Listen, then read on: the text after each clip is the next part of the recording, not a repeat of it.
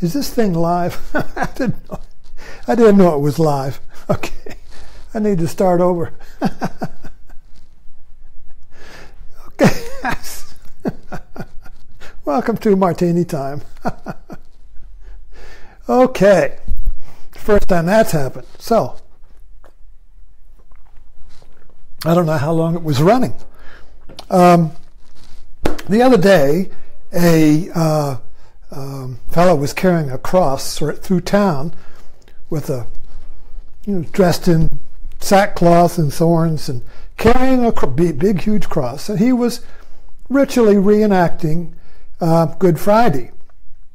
Now, I want to talk to you tonight about opening the eye, the metaphorical eye. And this is a good time to do it because we are in what I call the dark night of the soul.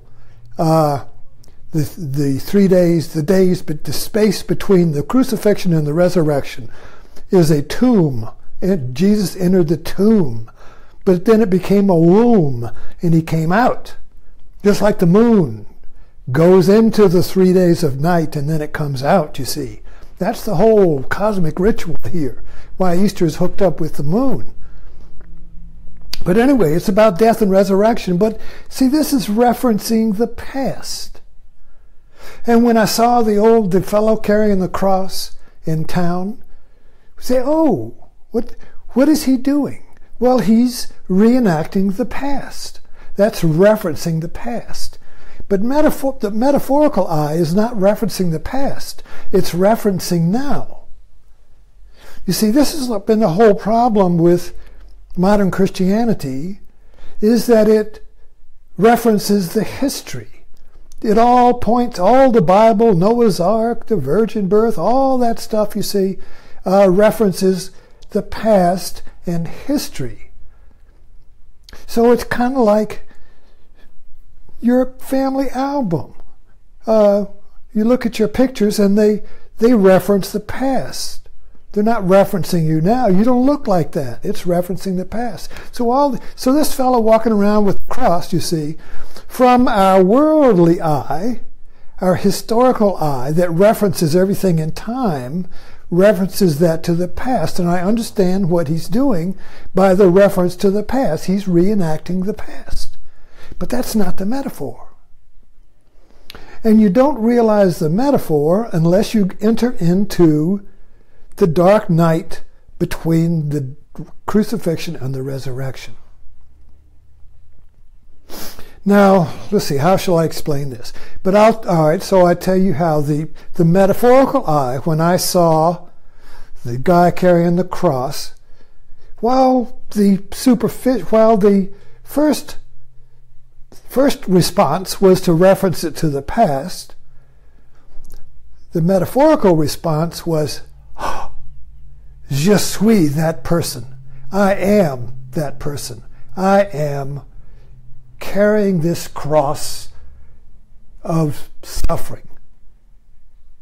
And when I see that I'm carrying the cross, I drop it. You know, if you're standing in the kitchen and you go to somebody's house and they've got one of these stoves, my mother had one that doesn't show the burners, and you're standing there and you put your hand on it, and something's burning. And you look down and you see your hands on the stove. Now you don't think, oh, my hand's on the stove, should I take it off or not? No, the seeing takes it off. We do this all the time. When you see that you're doing something to hurt yourself, oh, the seeing and the action are the same. There's no gap there. There's no space between I see it and should I do it or not. There's no thought. There's no self. There's nothing there. It's closed. The resurrection, the crucifixion and the resurrection. Crucifixion would be seeing your hand is on the hot stove. You're feeling it burning. And the resurrection would be lifting your hand off. There's no 3-day gap. There's no thought. There's not a second. Seeing and action are one in that particular example. So how do we get to that seeing and action are one? Now, metaphorically, when I see the guy carrying the cross, and I have a satori, I have an insight, I have an awakening. That's me. That's what I've been doing. I've been carrying this cross. I've been carrying this load of worry. I've been carrying all this angst and anxiety, and I've been carrying it, and I've been blaming it on other people, the world, the situation, or even blaming myself, you see. But when I see, now there's a gap between that. You see, oh, I'm worried, what's the cause? And then I think, well, the cause is that, or that, or that. You see, there's a gap there. But when I see my hands burning, I don't think about it. The seeing and the action is one. No gap. So when I see metaphorically, there's no gap. I see the man coming. He's carrying a cross, and I have an epiphany. I have a realization that that is me. He and I are one. Je suis that old man. Je suis that cross. And when I see that I'm carrying the cross of my pain, and I see that my hand is on the stove, the seeing and the removing of my hand, the seeing and the dropping of the cross are one. It drops off when you see in that way. But if you see in time, there's a gap. Oh, there's pain, I hurt. Who did it? And now I got to get rid of who did it. Or I got to have guilt because I think I did it. Anyway, I continue to suffer. I continue to carry the cross. You see. Excuse me. I need a drink. So, you get the idea here. So the meaning of the metaphorical meaning of the crucifixion and the resurrection is not in history. It's you. And you have to go into that tomb, that dark night of the soul. Now let's go in there together. I remember I knew a sheriff of, it was Prince Edward County in the 70s, and he told a story. You know, he was a gunner in World War II on a ship. I don't know if it was an aircraft carrier or what, but it had a whole bunch of guns, and the Japanese torpedo planes were coming. And the gunning officer says, hold your fire, hold your fire. You know, like at Bunker Hill, don't fire till you see the whites of their eyes. Hold your fire. And he said somebody would always go, bah! And then everybody would shoot. Maybe that's how police shootings happen. Hold your fire, hold your fire. One person goes, boop, and everybody goes, bang, bang, bang. All right, so how do you hold your fire?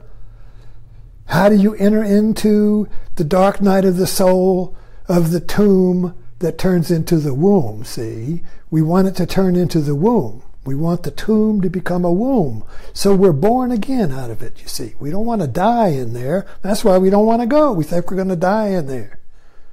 Now, what is it, you see? It's between the two opposites. Now, suppose you've got, now this is everyday life, but we don't see it that way. We don't interpret it that way. But when you're in between two opposites is when you have a situation where you have two commandments. I must do this, but they're conflicted. Or a donut. I want to have a donut. I must have a donut. That's commandment 1 from the body. Commandment 2 from the mind. You should not have a donut. But I want a donut. Don't have a donut. I want a donut. And when they get equal, we get into a wah, wah, wah, wah, wah, you see. And we get a tension. We get a worry loop. We get anxiety. It's like, I worry. Now I'm worrying because I worry. Now I'm worrying because I'm worrying because I'm worrying. Now I'm worrying because I'm worrying because I'm worrying because I'm worrying. Whoa, whoa, whoa, whoa, whoa. Pew! People shoot themselves to get out of that. Take drugs. Anything. It's the feedback loop. So the feedback loop of the mind that we experience all the time, if you've got a monologue going on right now, or in your life where you just worry about something and you can't stop it, and I can't stop my mind, I can't sleep, I got the insomnia. If you've got one of those, you're caught in a dark night of the soul, and you're in a tomb. You can't get out, you see. You're in the tomb of the mind, and you can't get out. So how do you get to the resurrection? Well, hold your fire. So this means that if you have two contradictory commandments going on, urges to do that, urges to do that, and you can't choose one or the other, and then it goes into a tape loop, you see. When you get caught in one of these little whirlwinds, just don't do anything. Just become curious. Be okay with it. I rest in it. I rest in this whirlpool. I rest in this anxiety. I'm okay with it. I choose it. I choose it. And now that's what Jesus did with the cross. He chose it. He went to it. He didn't say, I don't want to go. I don't want to go. Or who did it to me? Why did you do it to me? See, that's not the message of the cross. He willingly went to the cross, joyously. And that's a metaphor. That's not history. That's the truth of the cross. If you want to imitate Jesus, you go to your pain joyously. And what does that mean? It means you accept it. It doesn't mean you have to be a doormat. It doesn't mean you have to be a masochist. Cut me, cut me. No. It means that you don't move. You're still with it. It's okay that it's here. You're curious about it. You're silent with it. You're awake with it. You're aware with it. But you don't move. You hold your fire. And that turns the tomb into the womb. And that becomes the bursting of the resurrection in your life, where you, and on a simple level, it's like having an insight, a solution to a problem. Or just on the very mundane level, you get a crossword puzzle word. Oh, I know. What is it? What is it? What is that name? Oh, I can't. Oh, it's on the tip of my tongue. Oh, what is it? What is it? What is it? What is it? What is it? Oh, I give it up. I give it up. Oh, pop, resurrection. It's on a very simple level in everyday mind, but a very profound level, where it's a transformative event and you're never the same again. When you see that you are willingly, that you are carrying the cross of your suffering, you see, if you see that, and nobody's to blame but you, that you're doing it, it's kind of like hammering a nail into your hand, and you're blaming other people, and then suddenly you see, oh, the hammer's in my hand. You drop it. The seeing drops it. The seeing that you're crucifying yourself, you drop off the cross and you're reborn. And that can be a little rebirth or a big one. But it's the same formula. So metaphorical thinking is when you see some incident or something like a guy carrying a cross, and you suddenly see, je suis that man. I am that cross. I am that fellow, and I are one. And that seeing, that fellow is not reenacting Jesus, he's reenacting me. That fellow is a mirror of me. Now the reference has changed from the past and history to you right now. Bam! You drop the cross. Bam! That's in Zen. That's called Satori. Bam! You drop the cross. You drop the conflict. You drop the puzzle and the feedback loop and the worry and the confusion, and you don't know what to do. Oh my God, tell me what to do. All that just drops off. Because you see directly that it's you, that you're doing it. And you don't have to. You see? We don't intentionally punish ourselves. Thanks for dropping in, and I'll see you tomorrow on Easter. We'll find out what's going to happen tomorrow.